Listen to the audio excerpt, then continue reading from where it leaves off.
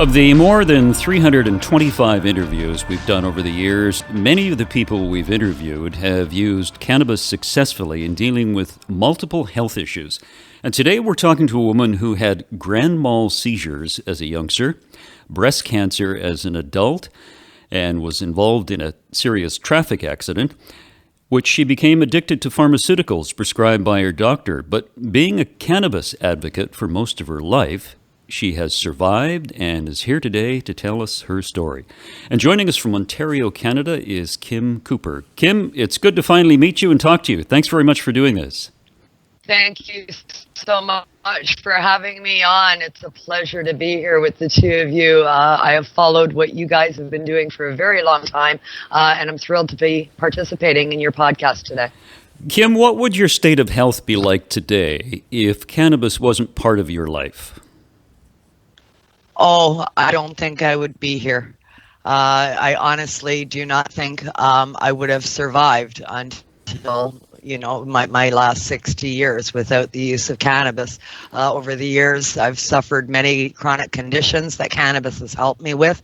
If a grand mal seizure didn't affect my brain, then I'm sure the breast cancer would have taken me, or addiction. At one point, I was addicted to some pretty heavy pharmaceuticals. If I would have stayed on that path, I'm not sure I would have survived. Let's go back to the very beginning with your grand mal seizures. They started at the age of 12. And take us through that. Puberty. This happens with a lot of people that wind up with epilepsy, diagnosed with epilepsy. The onset of puberty is what triggered my seizures. A few years after having the seizures, we found out that I was diagnosed with having a small brain tumor, and that's my going through pubescence is what triggered the reaction in that tumor to start my epilepsy. I was on phenobarbital and dilantin, two pretty heavy pharmaceuticals, for about 2 years. They started me on those when I was 13 years old, and I had no life as a teenager. Everything was taken from me. I lived in bed, had no energy, and was a young junkie, so to speak. Well, that dilantin is horrible. Yeah. Phenobarb is really bad as well. Yeah, and it did. Wow. Yes, and it did. Dental issues since I was a teen. Yeah. Tell us how you started smoking pot.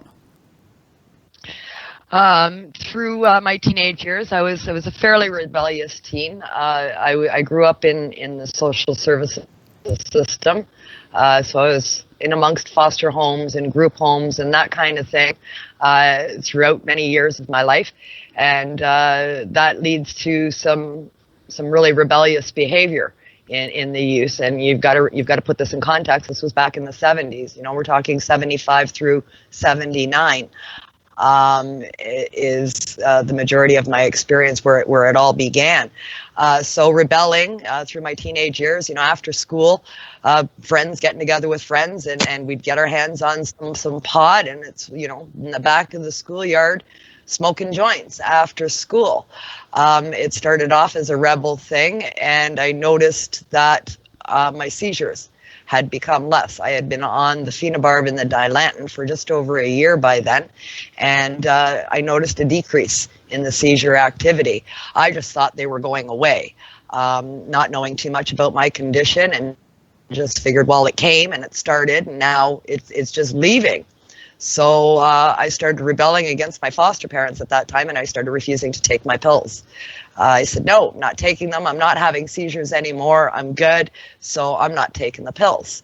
And I never really put it together with the cannabis until after a visit with the doctor, where my foster mom used an opportunity to rat me out to the doctor.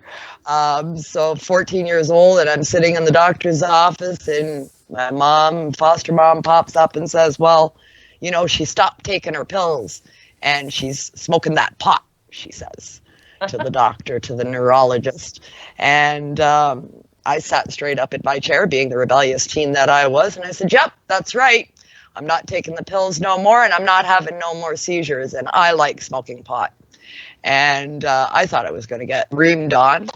And to our surprise, the doctor shifted himself around in the chair a little bit and said, well, you know, there's a scientific study that has put seizures activity on a decline with people that consume marijuana.